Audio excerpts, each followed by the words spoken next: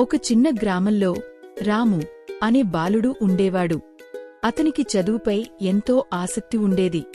కాని ఆ బాలుడి కుటుంబం ఎంతో బీదగా ఉండేది. పుస్తకాలు కొనే డబ్బులేక రాత్రిళ్లు వెలుతురు లేక చదవలేకపోయేవాడు. ఒకరోజు రాము స్కూల్లో టీచర్ మాట్లాడుతూ, చిన్న దీపం చీకటిని పోగొట్టగలదు. మన లోపల వెలిగే దీపమే నిజమైన శక్తి.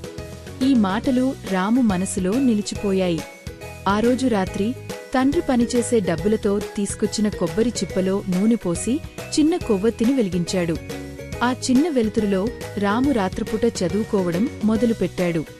రోజులు గడిచాయి. ఆ చిన్న వెలుతురులో చదువుకున్న రాము చివరికి ఓ మంచి విజ్ఞాని అయ్యాడు. సంస్థలు ఏర్పాటు చేసి అర్హులైన బీద పిల్లలకు పుస్తకాలు, విద్యా వనరులు అందించాడాడు. అతను ఎప్పుడూ చెప్పేది ఒకే మాట: వెలుగుకి బలమెక్కువ కాదు, సంకల్పం ఉండాలి.